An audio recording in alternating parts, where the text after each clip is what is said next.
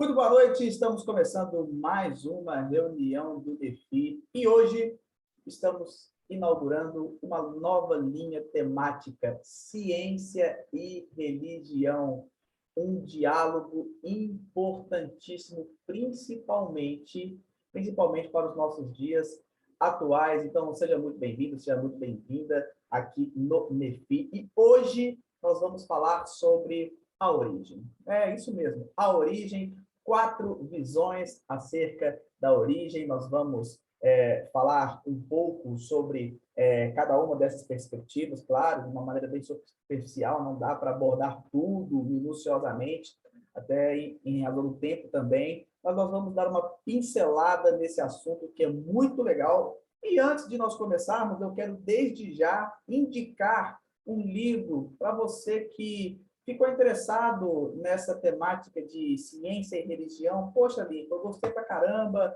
esse tema é super legal, super interessante. Por onde começar? E aí, eu quero, desde já, indicar, né, para você que quer iniciar os seus estudos em ciência e religião, esse livro do Alistair McGrath, Ciência e Religião, Fundamentos para o Diálogo, tá? Da editora Thomas Nelson Brasil, juntamente com a ABC2, né? Associação Brasileira de Cristãos da Ciência. É um livro muito legal e muito importante para você que quer começar a estudar sobre essa relação entre ciência e religião. Então, nesse livro, o Alistair McGrath, ele começa a sua explicação acerca da necessidade cada vez mais urgente e atual de nós promovermos, né, esse diálogo, né, promovermos até mesmo uma integração entre ciência e religião, ok?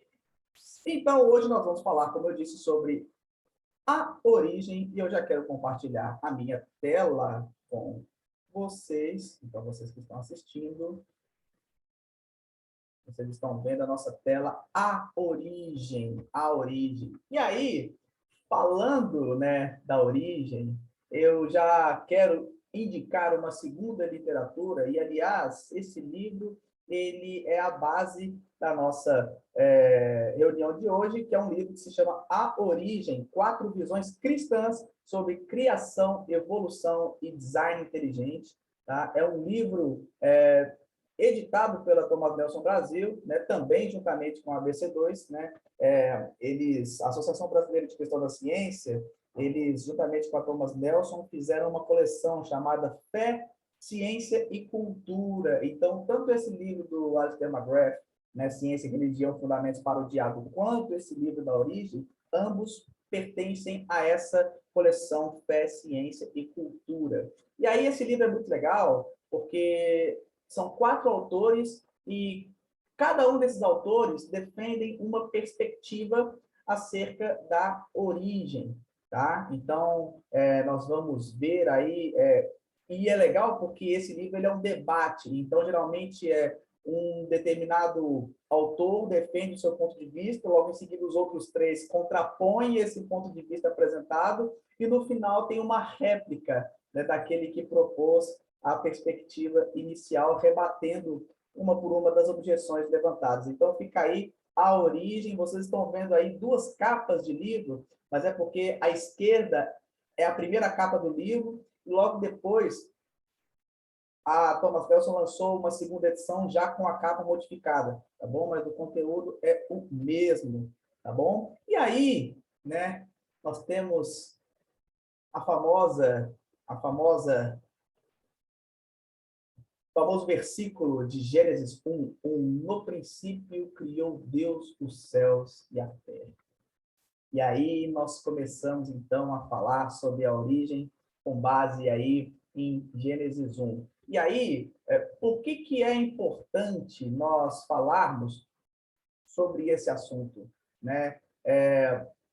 Esse assunto das origens, da origem, né, ele é muito importante porque é um tema que apresenta a desafiadora articulação entre fé e ciência. Até porque, se nós formos olhar há uma diversidade muito grande de posições.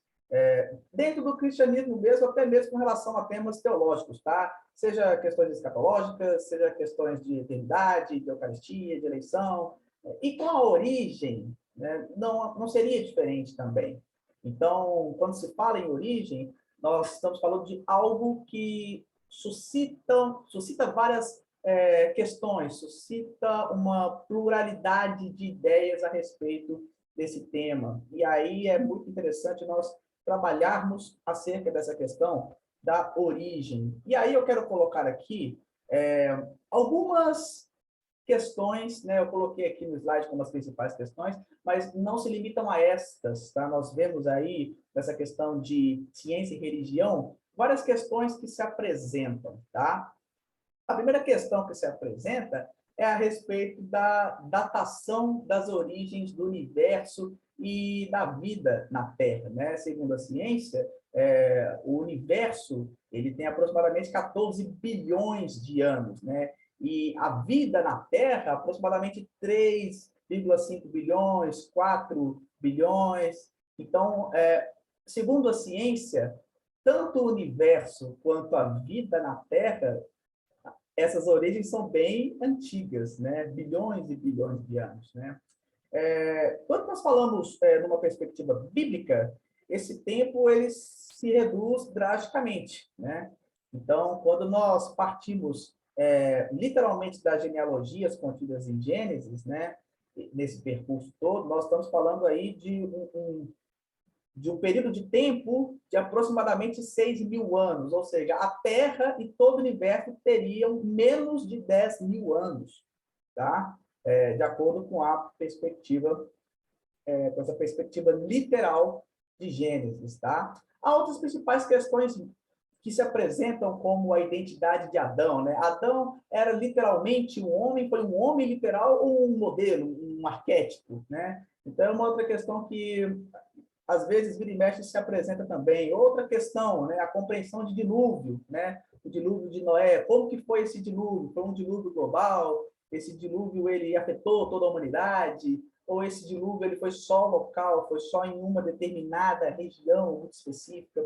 Então, são algumas questões que se apresentam, mas hoje nós queremos falar mais especificamente da questão da origem, tá? E aí, nas próximas reuniões, nós vamos esmiuçando algumas outras questões e, claro, sempre com esse pano dessa interação, desse diálogo entre ciência e fé cristã.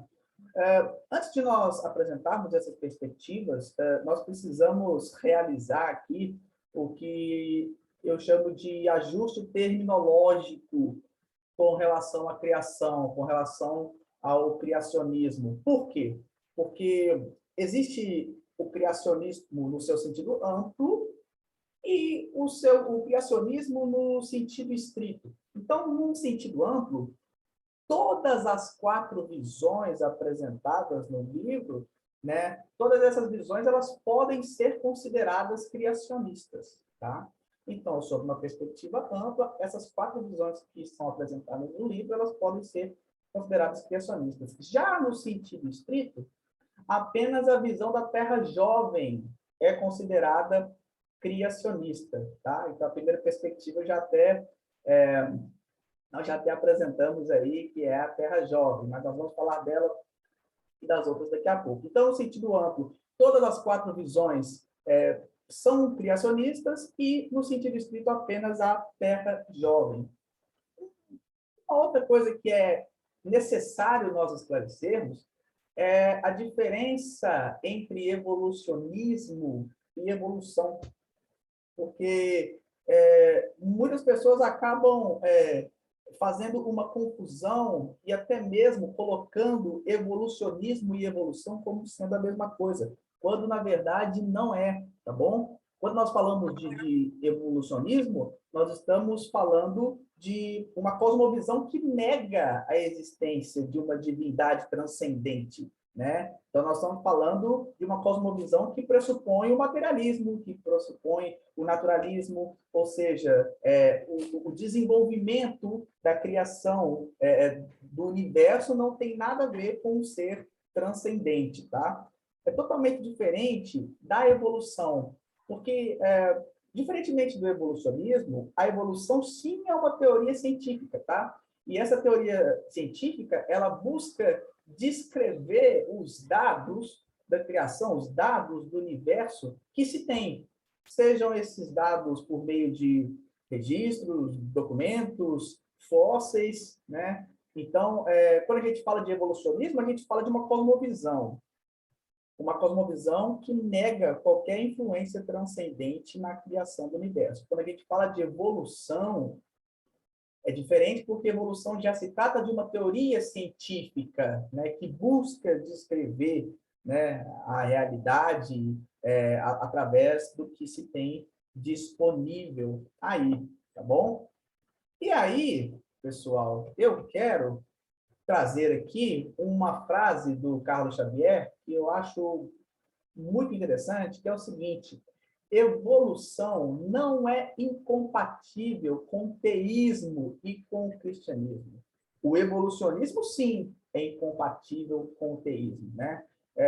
Eu acho legal essa frase do Carlos, porque nessa frase ele traz essa questão, ainda que implícita, dessa diferença entre a cosmovisão do evolucionismo e a teoria científica da evolução. Então, evolução não é incompatível com o cristianismo e com o teísmo, tá? O evolucionismo, sim. E aí, passando adiante, eu quero trazer aqui para vocês algo que o livro A Origem fala, e também esse livro do McGrath também fala, né, Ciência e Religião, Fundamentos para o Diálogo, que é a metáfora dos dois livros, né? E aí é legal porque no Nephi Day nós falamos dessa metáfora dos dois livros, né? Ou como Calvino diz, né, o duplo conhecimento de Deus. E aí, claro, né, a metáfora dos dois livros é essa questão do Calvino quando ele fala que a revelação de Deus ela se dá de dois modos. Ela se dá através do livro da natureza, que é a revelação geral, né? Ou seja, por meio da ciência eu percebo, eu percebo os atributos de Deus e as escrituras como sendo o segundo livro, tá? Que aí nós estamos falando da revelação especial, ou seja, eu tenho uma revelação na natureza, através da observação da natureza, através da ciência, e eu tenho um segundo tipo de revelação, essa evidentemente especial, que se dá por meio das escrituras, por meio da teologia, enfim. Então, essa metáfora dos dois livros do Calvino é muito interessante também ser trazida, mais uma vez, aqui no Nephi, como já trouxemos em momentos anteriores, porque nos ajuda muito a trabalhar essa questão da ciência e da religião. E aí eu quero apresentar agora as 4 perspectivas a respeito da origem, né? E aí nós temos 4 perspectivas sobre a origem. Nós temos aí o criacionismo da Terra Jovem, nós temos a segunda perspectiva, que é o criacionismo da Terra Antiga, nós temos a terceira perspectiva, que é o criacionismo evolucionário, e nós temos uma quarta perspectiva, uma quarta visão sobre a origem, que é o design inteligente, né? E aí nós vamos falar rapidamente, né, como eu disse no início da nossa reunião, nós vamos falar agora rapidamente acerca de cada um deles, tá? A primeira deles é o criacionismo da Terra Jovem, né? O criacionismo da Terra Jovem, ele entende, né, que a ciência ela se sujeita à Bíblia. E o criacionismo Terra Jovem, ele é adepto da idade da Terra, do universo, de 6.000 anos, né, fazendo aquela leitura literal de Gênesis, né? Então, para o criacionismo Terra Jovem, a Terra tem aí 6.000 anos, tá? A Terra, o universo, enfim. O criacionismo Terra Antiga, ele é um pouco diferente, porque, ao contrário da Terra Jovem, onde há até um certo conflito entre ciência e religião, o criacionismo Terra Antiga ele propõe um diálogo, né? Um diálogo construtivo entre ciência e a Bíblia. Inclusive, o criacionismo Terra Antiga também pode, muitas vezes, ser apresentado como um criacionismo progressivo, tá bom? O criacionismo Terra Antiga, ele entende que a datação do universo e da vida na Terra é a datação que a ciência nos dá atualmente, né? Que é de 14 bilhões de anos para o universo, e de 3 bilhões e meio, 4 bilhões de anos para a vida na Terra, tá bom? Nós temos também o criacionismo evolucionário, tá? O criacionismo evolucionário ele considera a ciência e a teologia como domínios próprios, né? Então, cada um no seu quadrado, cada um com sua própria linguagem, cada um com sua esfera de influência. Aqui, ciência e religião, eles não estão em um conflito propriamente dito, mas eles são independentes um do outro. Então, eles não se miscuem ali, eles não se misturam, né? Cada um no seu quadrado bonitinho. E, por fim, nós temos uma última visão, que é a questão do design inteligente, tá? E o design inteligente é legal porque o design inteligente ele não procura explicar nada utilizando a Bíblia e ele também não está muito preocupado com datações, tá? A questão do design inteligente, ele visa identificar a existência de um designer inteligente a partir das evidências científicas que nós possuímos, tá? E aí, no nosso próximo slide, eu vou esmiuçar ainda mais um pouco dessas 4 visões panorâmicas dos modelos, né? Colocando mais fogo no parquinho aqui. Meu Deus do céu, vamos lá. Criacionismo Terra Jovem. Fiz até um quadradinho explicando cada um aqui. Logo depois da nossa aula de hoje, vou disponibilizar o slide para vocês. Criacionismo Terra Jovem, ele crê na literalidade de Gênesis, né? Ele lê Gênesis de maneira literal, tá? Então, de acordo com a criacionismo Terra Jovem, a Terra tem menos de 10 mil anos e Deus criou tudo de uma vez, tá? Deus criou tudo de uma vez, 6 dias, 24 horas, literais, Deus criou tudo ali de uma vezada só, tá? E o criacionismo Terra Jovem talvez seja o mais conhecido, né? O mais popular, vamos dizer assim, tá? E qual é a diferença do Terra Jovem para o Terra Antiga, né? Porque tanto o Terra Jovem quanto o Terra Antiga, ambos leem Gênesis, tem a questão da literalidade do Gênesis, mas há algumas coisas que a Terra Antiga tem um pouco diferente da Terra Jovem. Primeiro, a Terra Antiga não limita o entendimento da criação apenas em Gênesis 1, versículo 1 e versículo 3, principalmente, né? Então, a criação da Terra, ele é explicado pela Bíblia toda. E aí, esse criacionismo da Terra Antiga, ele vai até destacar alguns textos bíblicos, como, por exemplo, Jó 38 e 39, Salmo 104. Então, de acordo com esse criacionismo da Terra Antiga, não é apenas Gênesis 1 que explica a respeito da criação. Há outros textos bíblicos que também nos dão norte para assimilarmos, para interpretarmos, para entendermos esse processo criacional, né, por parte de Deus.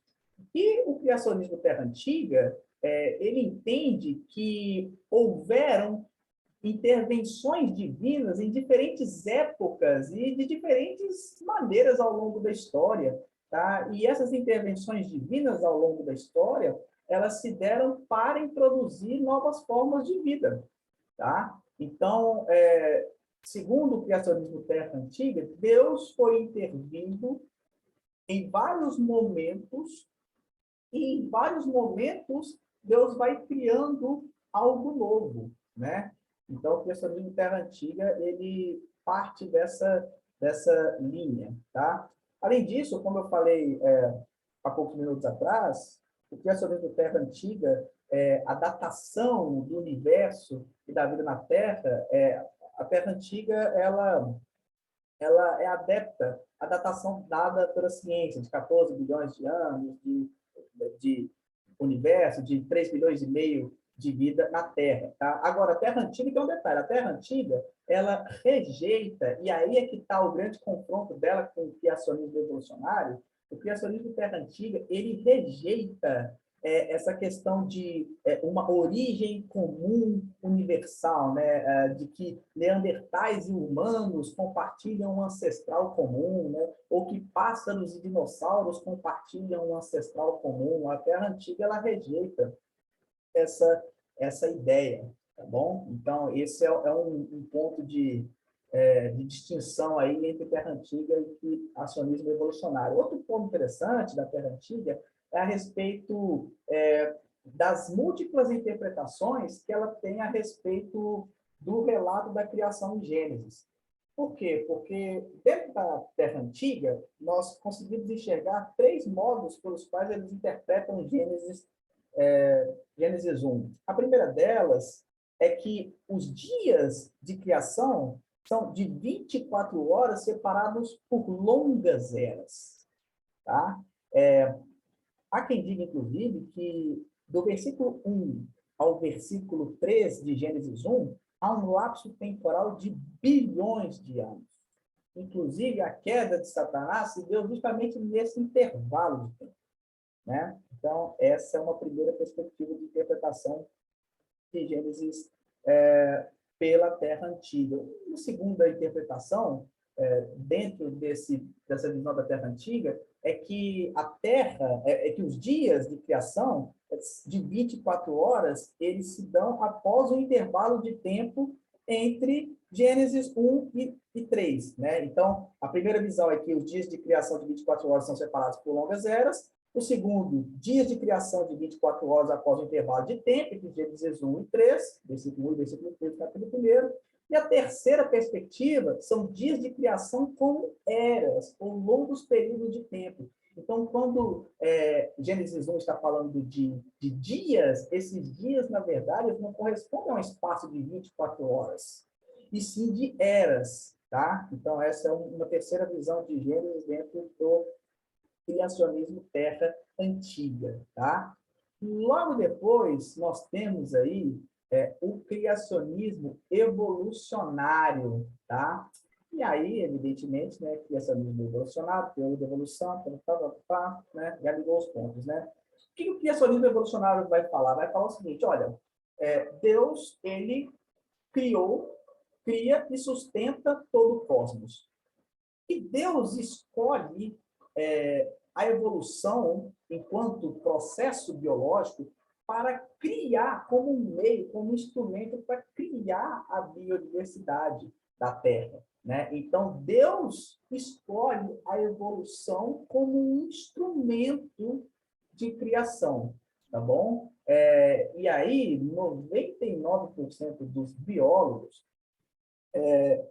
são adeptos à questão da evolução, tá bom? Então, nós temos essa terceira corrente aí dentro da origem, que é o criacionismo evolucionário. E, por fim, nós temos aí o design inteligente, né? Que, como eu disse antes, ele não tem um compromisso necessariamente com datações, né? Quanto tempo tem o universo, ou quanto tempo tem a vida na Terra. Não.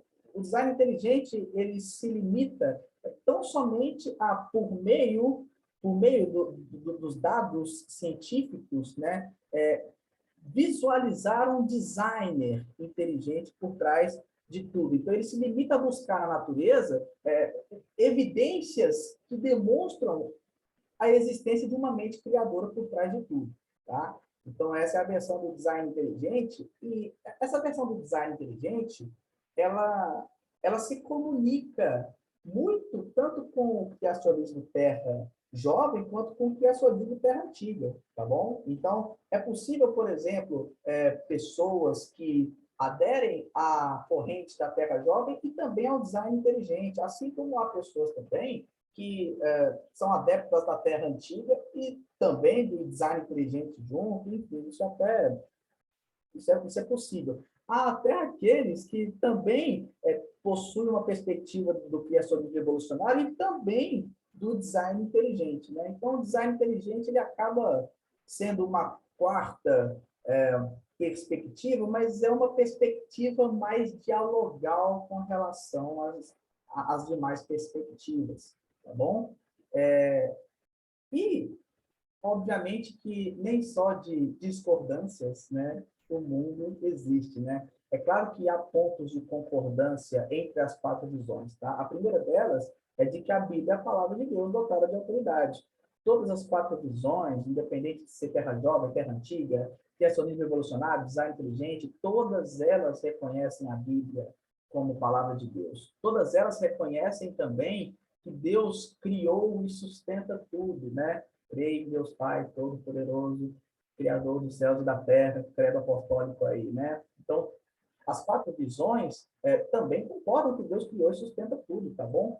As quatro visões ainda concordam sobre a narração da criação enquanto histórica, tá? Então, as quatro visões concordam nesse sentido e, por fim, as quatro visões entendem que o homem é a imagem e semelhança de Deus e possui uma dignidade especial na criação. Então, nesses quatro pontos que eu destaquei aqui de contato, são pontos pelos quais as quatro visões concordam, não há oposição entre eles, são pontos pacíficos, unânimes, né, propriamente ditos. E aí, eu destaquei aqui alguns adeptos das perspectivas, alguns deles, inclusive, muito famosos, né? Então, por exemplo, nós temos aí como adeptos da Terra Jovem, né, nomes como Adalto Lourenço, como John Mark Reynolds, como Marcus Eberlin, né? Que é um químico, um pesquisador muito famoso aqui no Brasil, né? O Marcus Eberlin, que, além da Terra Jovem, ele também defende a questão do design inteligente. Então, o Marcus Eberlin, ele é adepto tanto à Terra Jovem quanto ao design inteligente. Tá vendo? Um exemplo prático de uma pessoa que possui duas visões acerca da origem, né? Adeptos famosos da visão da Terra Antiga, tem o John Lennox, tem o Robert Newman, tem o Van Poitras e tem o J.P. Moreland, né?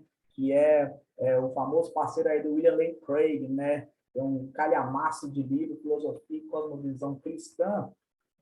Eu tenho aquele aqui. Esse aqui, Filosofia e Cosmovisão Cristã, do William Lane Craig com J.P. Moreland, né? Muito bom, editora Vida Nova. Então, ele é um adepto do criacionismo terra antiga. Criacionismo evolucionário. Gente, olhem o rol. John Stott, N.T. Wright, Billy Graham e Tim Keller.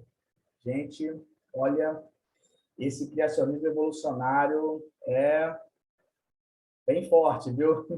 Bem forte. E, por fim, e aqui no Brasil, um nome de muito peso e muita relevância do criacionismo evolucionário é o Guilherme de Carvalho, que é o atual presidente da ABC2 e pastor da Igreja Esperança.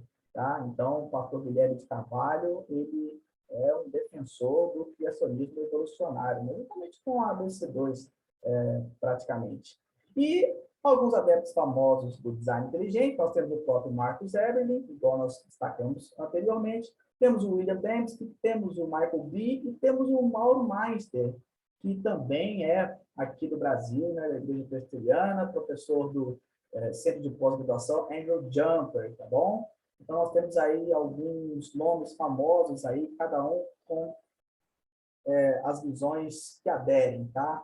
E aí, eu gostaria de trazer aqui uma frase final do John Stott, que eu creio que resume toda essa questão das quatro perspectivas a respeito da origem. E aí o John Stott vai dizer o seguinte: os cientistas continuarão a investigar a origem, a natureza e o desenvolvimento do universo. Porém, teologicamente falando, Deus criou todas as coisas por sua própria vontade, como expressão de sua simples e majestosa palavra. Com essas palavras do John Stott, ou do Tio Stott, nós encerramos essa parte expositiva e agora é hora das perguntas. Eu quero trazer aqui alguns questionamentos para nós pensarmos a respeito desse tema da origem, acerca, né, dessa nova linha temática do NEFI, né, ciência e religião, né, uma questão tão importante aí. E a primeira pergunta que eu gostaria de trazer para vocês nessa noite é a seguinte: afinal de contas, a ciência, ela contradiz a Bíblia, principalmente Gênesis 1? A ciência, ela contradiz a Bíblia ou não?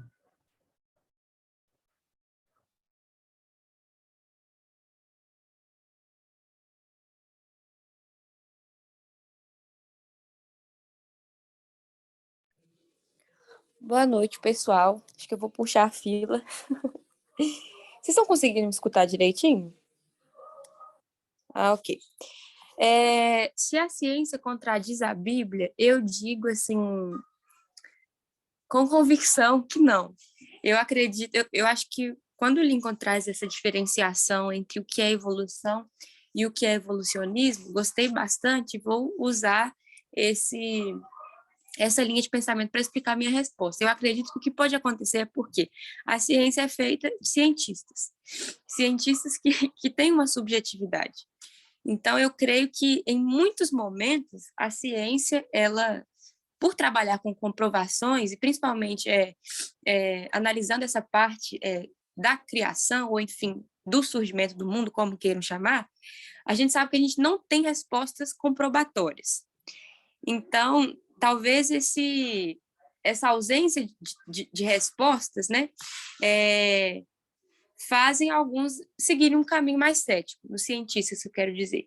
E aí, eu acredito que pode acontecer o cientificismo, né, que é se apegar somente àquilo que foi comprovado e então começar a depreender, mas assim, de uma maneira muito isolada do que foi comprovado ou não, que não era possível existir um Deus, sabe? Mas se a gente for falar em termos de ciência, do que foi comprovado cientificamente, eu acho que não é possível fazer essa afirmação de que a ciência contradiz a palavra, porque eu não vi até hoje algo que a ciência provou que né, causou esse conflito. Não sei, né? Se alguém quiser me mostrar alguma coisa, que eu também não exploro muito essa área, mas até onde eu sei, assim, até onde acho que a história me permitiu conhecer, eu não vi isso ainda. Então, eu acho que esse conflito vai mais à questão dos cientistas, dos homens que fazem as suas interpretações a partir daquilo.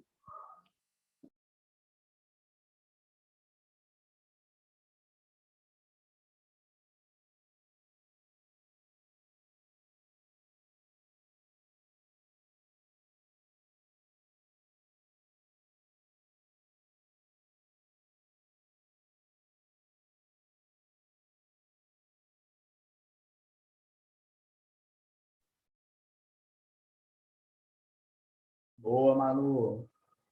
Concordo totalmente com você. O Matheus também está colocando aqui no chat, eu concordo com você também, né? Até porque a gente precisa olhar para Gênesis 1 e nós precisamos entender que Gênesis 1, embora ele fale de criação, mas Gênesis 1, ele não tem ele não foi escrito para satisfazer curiosidade científica nossa. Eu não lembro onde que eu li agora, que vai falar que é o seguinte: olha, Gênesis foi escrito numa era até mesmo pré-científica, sabe? Então, um pouco complicado a gente querer, enfim, cientificar demais a questão do Gênesis 1 por causa disso. Mas eu acredito que a ciência ela não contradiz a Bíblia de modo algum. De modo algum. Tanto não contradiz que eu, particularmente, sou adepto, total adepto, de que ciência e religião são dialogais, precisam dialogar mesmo. Tá? Esse afastamento de ciência e religião ele não é algo que se dá desde o início, né? Essa tentativa de afastamento, ela é recente ao longo na história. Nem sempre foi assim, pela maior parte do tempo não foi assim. Então, eu acho que, embora haja aí sei lá, às vezes um ateísmo acadêmico que a gente vê por parte de algumas pessoas, mas em momento nenhum a ciência, creio que a ciência contradiz a Bíblia, né? Menos Gênesis 1.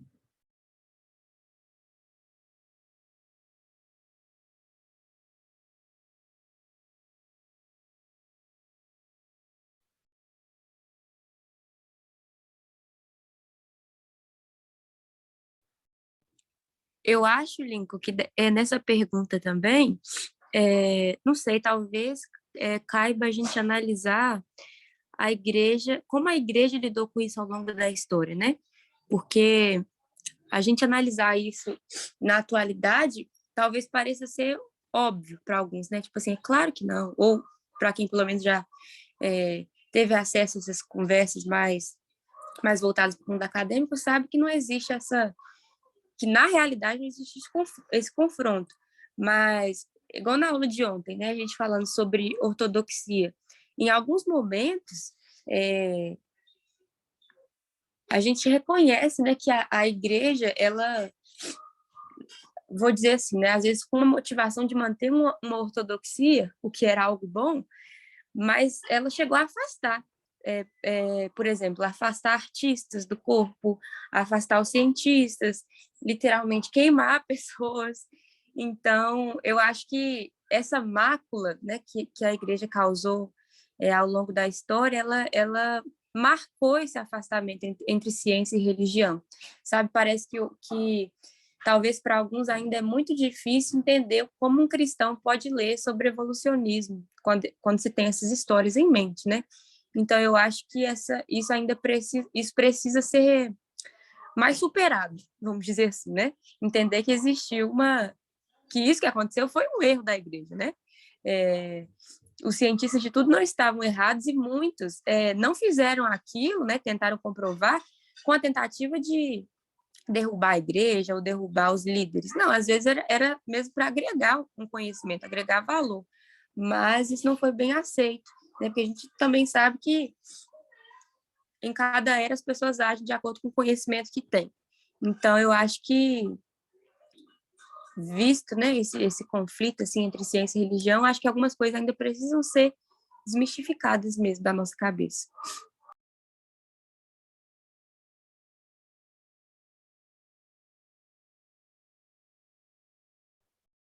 Sem dúvida. A gente está falando de um contexto e aí trazendo um adicional ao que a Manu falou, né, sobre esse conflito de gêneros, muito interessante, por quê? Porque, às vezes, a história da igreja, essas coisas que aconteceram, né, talvez cria até uma certa revolta, né? E aí, em nome de uma revolta, acaba, acaba se, enfim, pensando de algumas coisas, e é bem complicado mesmo, é bem tenso. Alguém quer falar mais alguma coisa antes de nós partirmos para a nossa próxima pergunta? Né? Se a ciência contradiz a Bíblia, se não contradiz, somente Gênesis, né? Gênesis 1, né? Temido por muitos aí, Gênesis 1. Não? Vamos passar para a próxima pergunta, então? Próxima pergunta, então, é o seguinte. Gênesis 1 descreve o relato da criação. Qual, qual o propósito de Deus com esse relato? Por que explicar o processo de criação do universo ao povo de Israel e para nós, consequentemente? Por quê?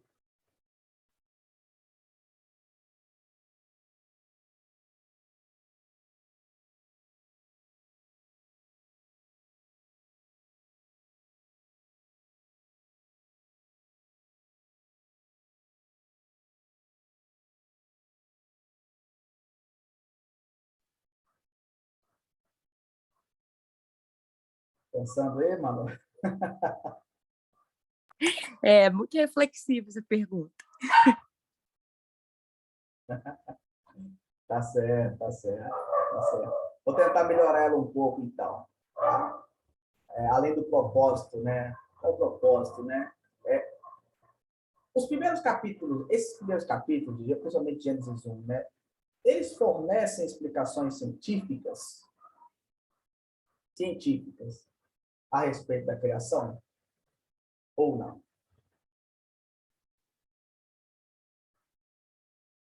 Lico, acho que não. Acho que não tem explicação nenhuma científica. Ou então, Lico, não, acho que tem. Acho que tem coisa científica lá em Gênesis 1. O que vocês pensam a respeito?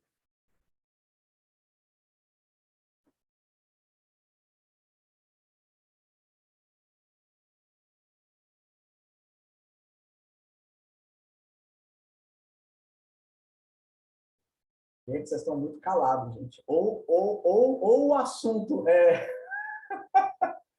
Meu Deus do céu, estou até com medo das outras reuniões de ciência e religião. Meu Deus do céu. Debate acerca disso, que eu estou querendo ouvir o que vocês estão trazendo. Por isso eu estou calada. Né? Não, mas pode falar também, Grazi. Não, eu quero ouvir o que vocês estão trazendo, porque eu já ouvi tanto debate. Mas eu fiz uma vez, na faculdade, eu fiz um trabalho sobre neurociência e religião. Puxa vida. Interessante. Interessante. Pô, me marcou pra caramba. Mas eu estou gostando de vocês falando aí, tá? Tá legal. Concordo com vocês. Ai, meu Deus. Eu já participei de tanto debate, de comprovação por carbono 14, por não sei o quê, né? Tem até a famosa frase, né, do lá, é a pá na mão e a Bíblia na outra. Lembra dessa frase? Né? A pá na mão, a Bíblia a pá numa mão, escavando, e a Bíblia na outra. Nossa, gente do céu. Estou gostando de ver. Pode continuar aí. Estou deliciando. Ai, meu Deus do céu.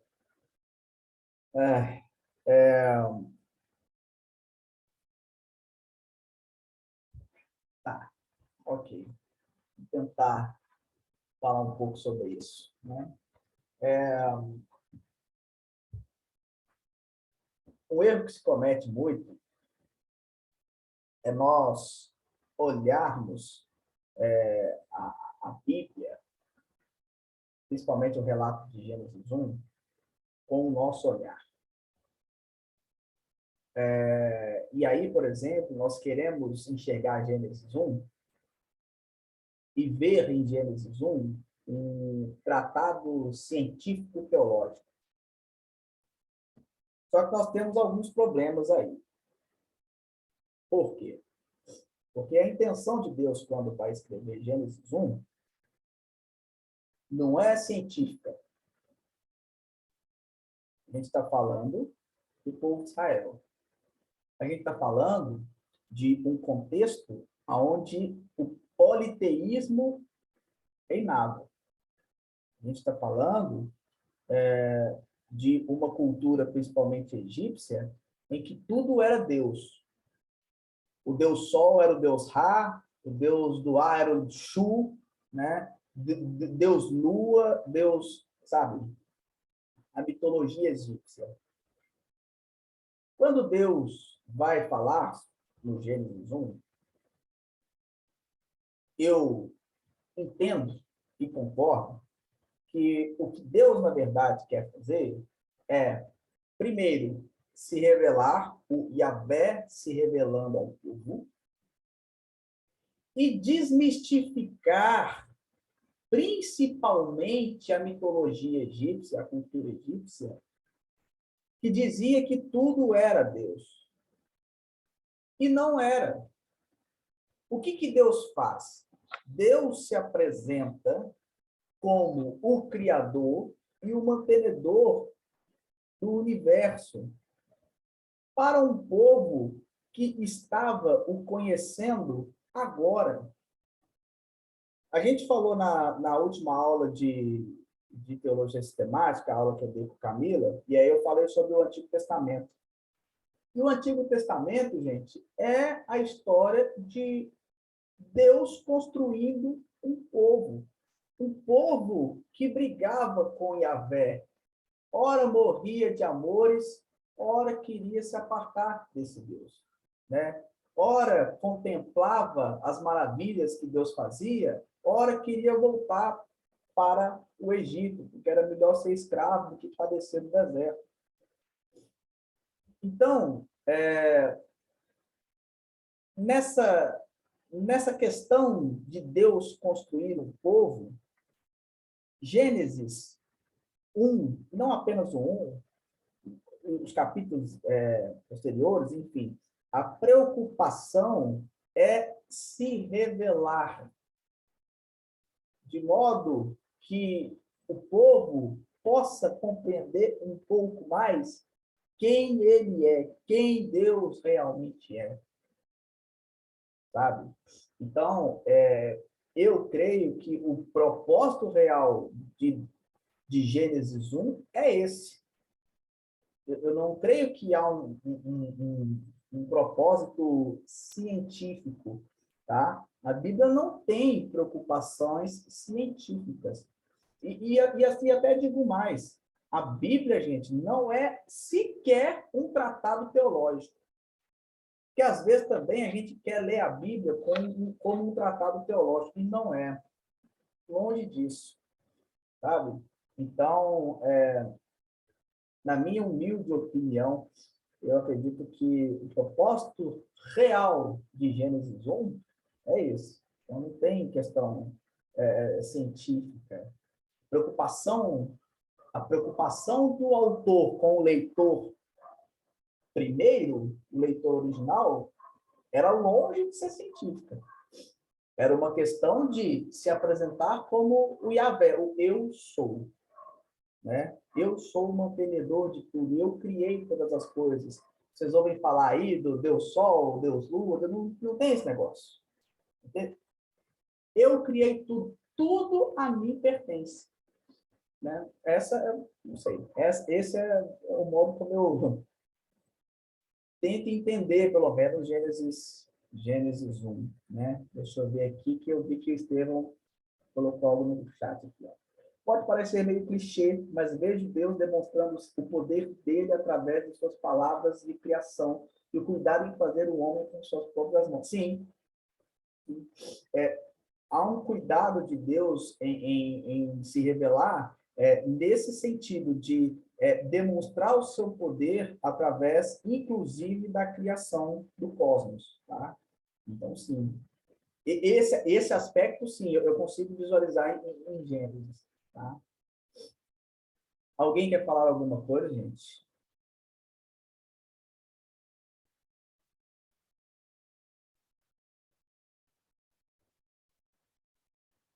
Só as fumaças saindo da cabeça aí. Meu Deus do céu! Ai, ligo, pelo amor de Deus, aos temas, Jesus.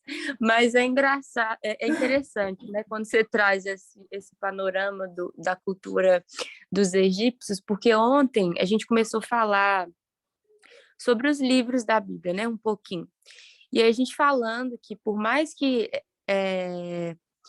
a ortodoxia da igreja tenha surgido de forma oficial, só quando a igreja estava organizada, mas se a gente for olhar os livros da Bíblia, parece que eles já obedecem a uma apologética, sabe? A defesa da fé.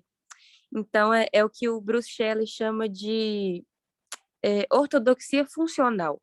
Não é aquela que é organizada, mas aquela que os líderes da igreja escreveram para se opor às filosofias das suas épocas.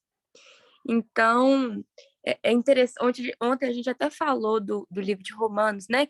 Que Paulo faz um apelo logo no início, que não é um apelo em vão, a caracterizar a imagem de Deus como Deus criador. Porque o que rondava lá naquela cultura era a cultura gnóstica, né? Que não cria que Deus podia criar.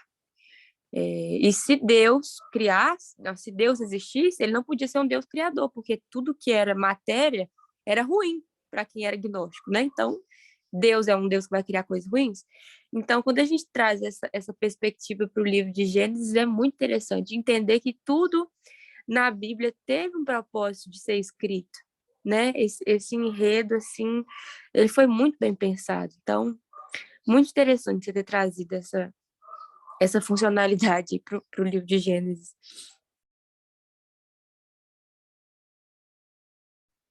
Sim, se a gente for olhar, inclusive, eu achei legal essa questão que você trouxe sobre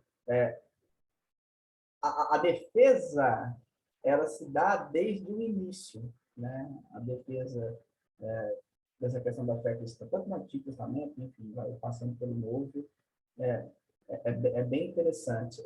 A todo momento, né, Deus afirmando e reafirmando a sua soberania sobre tudo, sobre todos, né?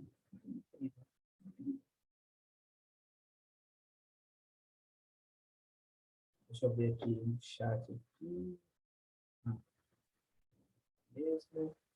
Matheus está caladinho também. Creuzinho está caladinho também. Creuzinho. Creuzinho. Ai, ai. Deixa eu perguntar uma coisa para vocês, e aí inserindo uma outra pergunta aqui.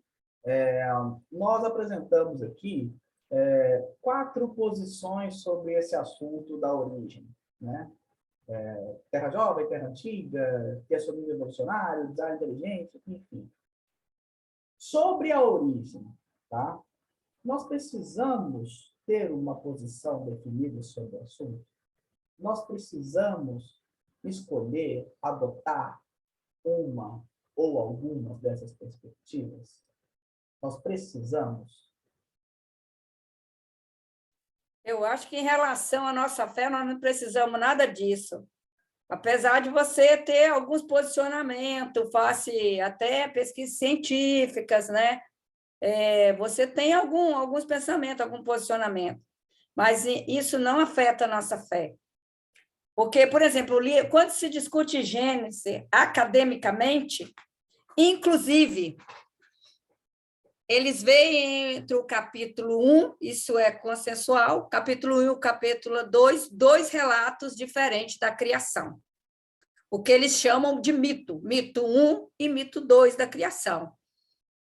Então, mas para mim isso não afeta nada, eu creio, Deus criou os céus e a terra, Deus criou o homem, e para mim isso não afeta nada a minha fé.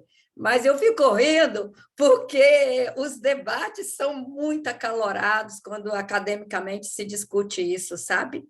Ainda mais quando se discute os 2 relatos da criação, e eu olho assim, onde que eles viram isso aqui? Não consigo ver, não. Deus me cegou. Mas é muito interessante, Mas para mim não afeta nada, não. Mas é bom esses debates, né?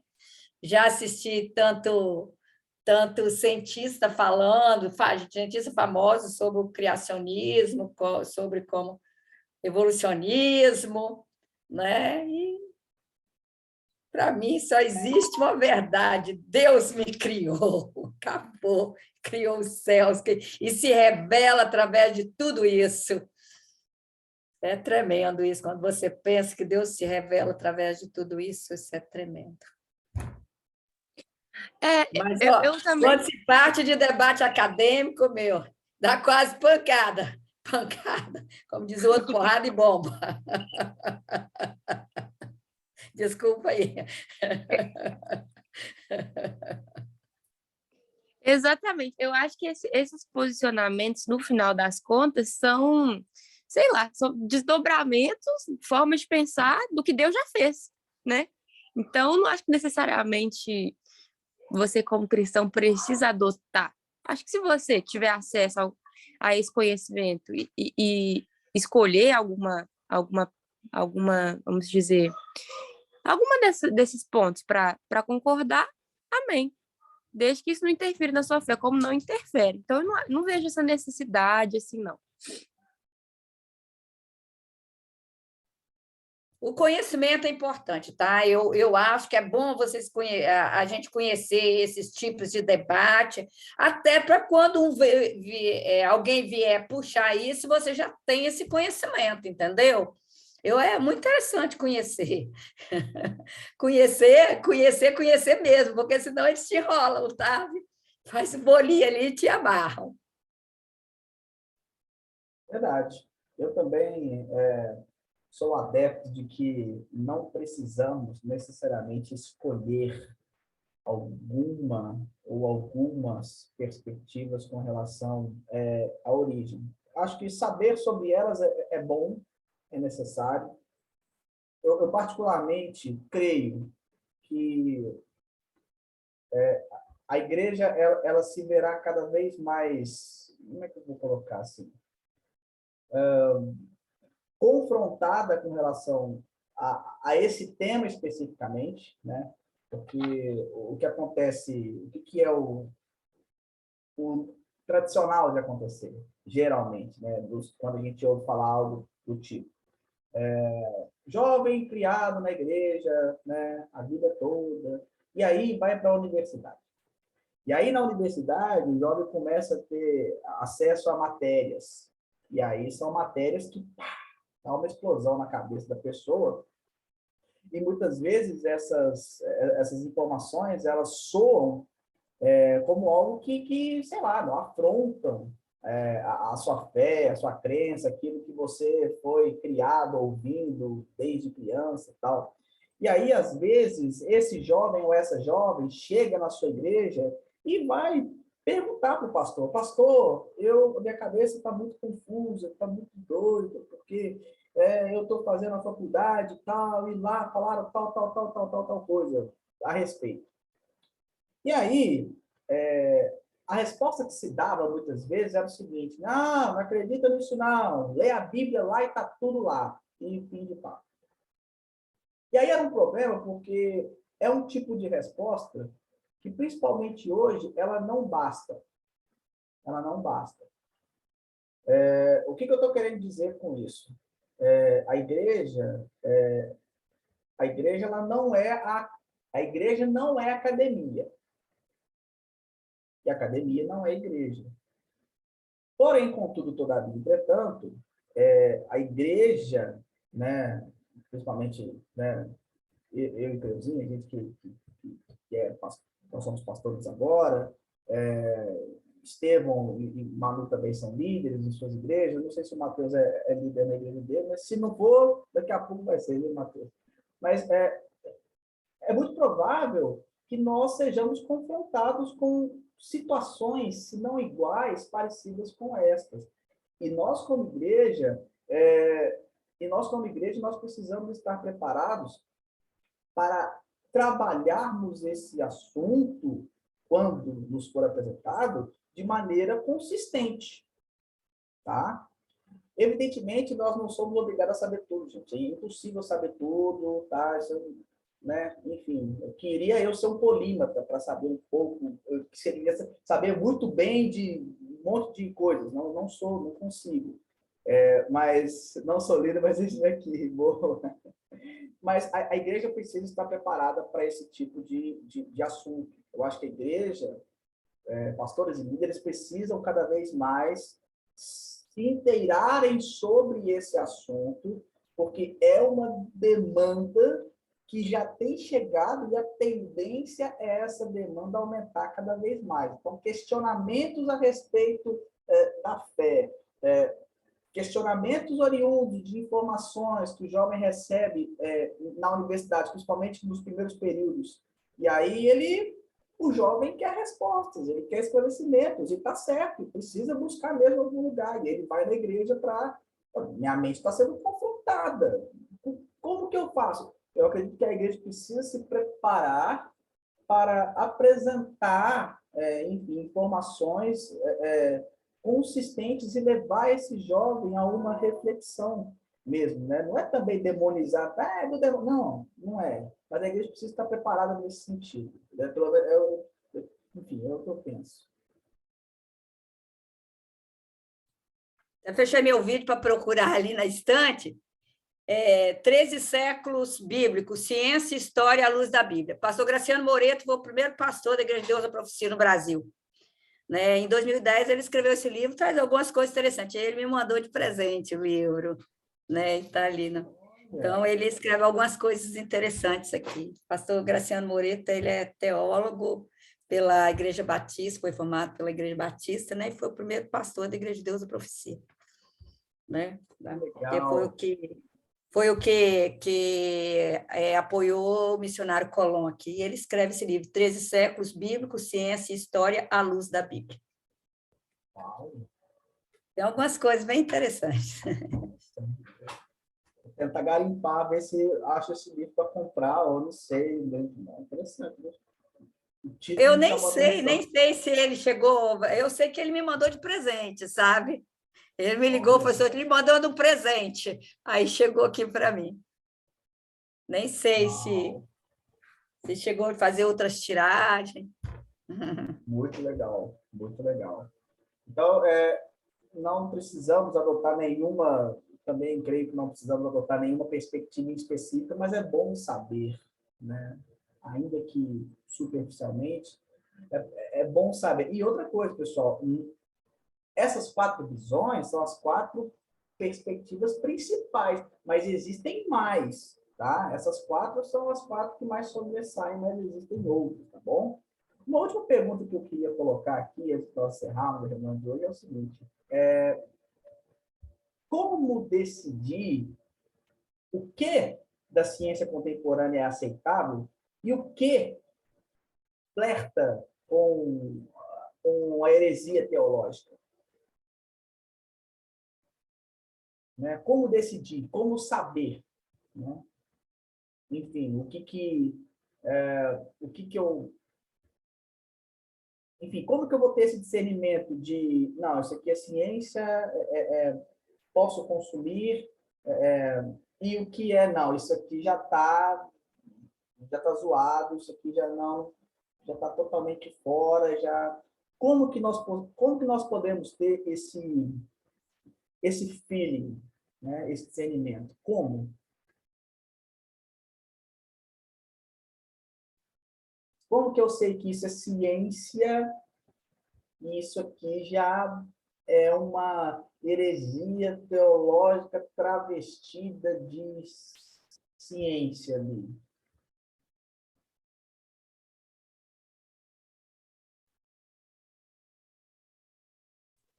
Bom, a ciência, ela sempre traz comprovação, né?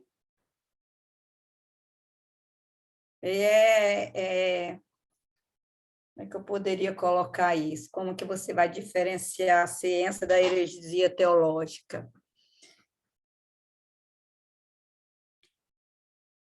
Eu concordo com o que vocês disseram, eu não vejo nenhuma contradição entre a ciência e a Bíblia, tá? Por aí meu posicionamento é esse, não vejo.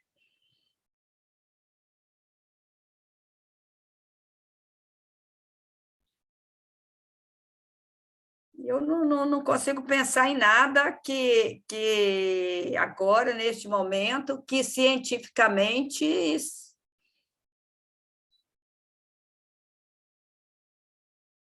A não ser que eu esteja, porque eu estou fazendo correlação com a Bíblia, tá? Estou fazendo essa correlação, não sei se é essa a sua pergunta. Eu acredito que depende do tipo de ciência com a qual a gente relaciona, né? Porque, por exemplo, Sim. Existem algumas ciências que estão mais ligadas para a área do mundo físico, né? Do mundo material. Então, as ciências biológicas, ciências físicas, das quais eu não entendo muito bem, assumo. Mas, por exemplo, as ciências humanas, aí é que eu vejo onde é que está o maior conflito.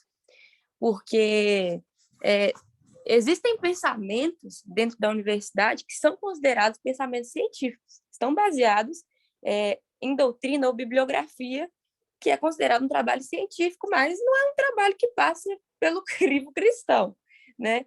Eu lembro quando eu dei a minha palestra sobre inteligência, eu li o livro do Pedro Dutti, e ele falou algo muito interessante para mim, que é entender quando você se depara, né, com muita filosofia a respeito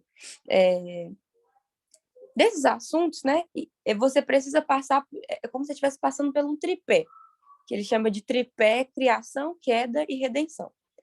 Então, a filosofia que você está se deparando, você consegue enxergar isso dentro dela? Você consegue enxergar que o mundo foi criado, que existe um ser humano que foi caído e que Deus é o Redentor? Se não, então você precisa abandonar essa ideia, deixar ela para lá. Então, eu vejo mais por esse sentido.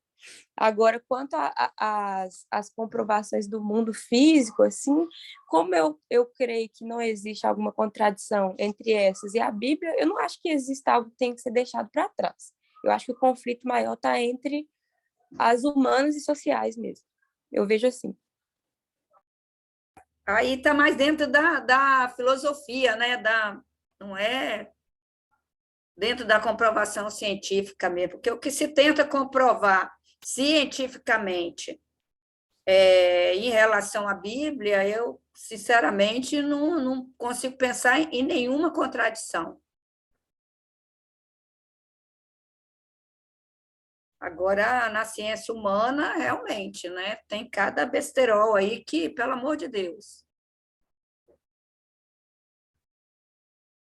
Aliás, gente, eu não tenho nada contra os psicólogos, mas sempre foram as minhas piores notas, sabe? Sempre foram as minhas piores notas. Eu estava pegando meu histórico, está até aqui em cima do meu computador, da minha coisa, meu histórico escolar ontem. Eu falei, caramba, sempre são as minhas piores notas. E olha que eu sou advogada, tá? Devia amar isso.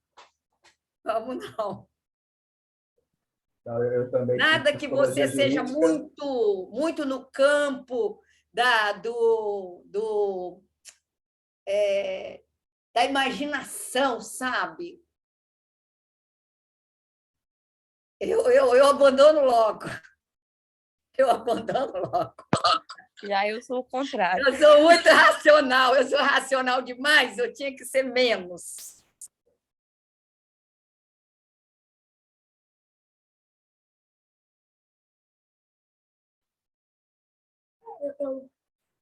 Eu acredito que o que tem que ter, assim, o que precisa ter como norte, na verdade,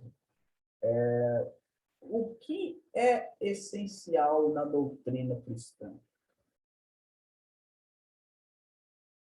E aí, a partir dessas doutrinas essenciais, eu tenho-as como um parâmetro. E aí, fazem com que eu consiga identificar, visualizar, vislumbrar uma ciência boa para consumo, né? E uma ciência e argumentos científicos que se aproximam mais de uma heresia. Então, quando a gente fala quando a gente fala de doutrina essencial, a gente fala de trindade, fala de cristologia, fala da salvação por meio da fé, a gente fala da Missio Dei. Então, a gente tem essas doutrinas essenciais, então, fundamentais. Né? Então, acho que a partir delas a gente tem um norte para identificar, né? O que nós podemos, enfim, o que é aproveitável, né? Não é que é consumir, o que é aproveitável, né? E o que não, né? O que nós conseguimos relacionar com a fé cristã e o que nós não conseguimos relacionar. Acho que é o termo mais adequado, né? Acho que, tendo essa noção, a gente consegue discernir e distinguir. Beleza? Alguém quer comentar mais alguma coisa sobre isso?